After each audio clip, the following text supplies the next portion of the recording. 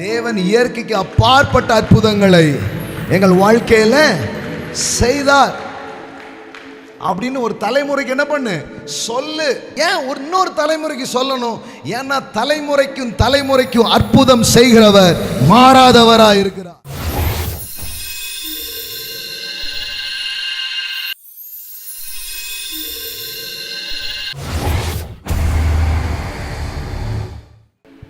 ஏன் எழுதி எழுதி வைக்கிறாங்க?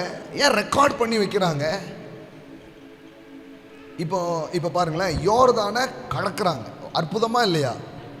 இப்போ இந்த மழை நேரங்கள்லாம் நீங்கள் பார்த்துருப்பீங்களே. இப்போ நம்ம தாமிரபரணியே பார்த்தீங்கன்னா எப்படி போச்சு இல்லை?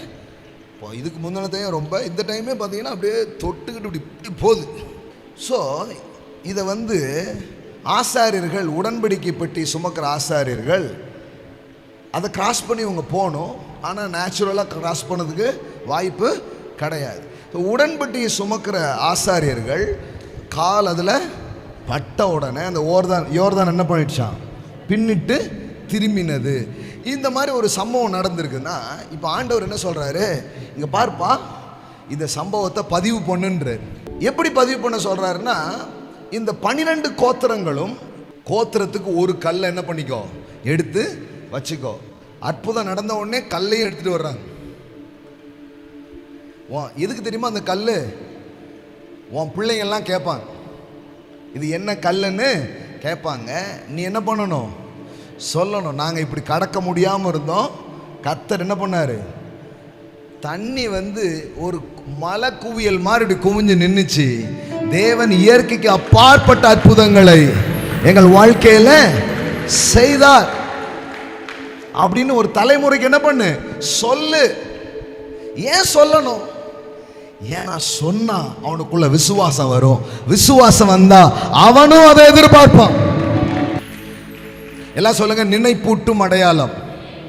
ஏன் நினைப்பூட்டும் அடையாளம்? ஏன்னா ஒரு தலைமுறைக்கு அற்புத கதையை சொல்லி சொல்லி வளரு. பாருங்க, குழந்தைங்களுக்கு பேய் கதையே சொல்லி வளர்க்குறது, பூச்சாண்டி கதையே சொல்லி வளர்க்குறது. ஒவ்வொரு நாளும் சோறு ஊட்டும் போது, படுக்கும் போது, எந்திக்கும் போது, உங்கள் பிள்ளைங்களோடு நடக்கும் பொழுது அற்புத கதைகளை பேசுங்க.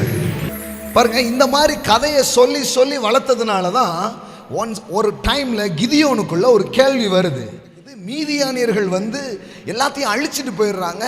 ஒரு நஷ்டத்திலையும் தோல்வியிலையும் கடவுளுடைய மக்கள் உட்கார்ந்துருக்கிறாங்க. ஆனால் கிதியோனுக்குள்ள சில இன்ஸ்பிரேஷன் உள்ள ஓடுது. சின்ன வயசுலேருந்து கேட்ட கதை. அந்த கதை என்ன சொல்லுது தெரியுமா? எங்கள் பிதாக்கள் எங்களுக்கு விவரித்து சொன்ன அவருடைய அற்புதம். ஏன் இன்னொரு தலைமுறைக்கு சொல்லணும்? ஏன்னா தலைமுறைக்கும் தலைமுறைக்கும் அற்புதம் செய்கிறவர் மாறாதவரா இருக்கிறார். இயேசு கிறிஸ்து நேற்றும் இன்றும் என்றும் மாறாதவர்.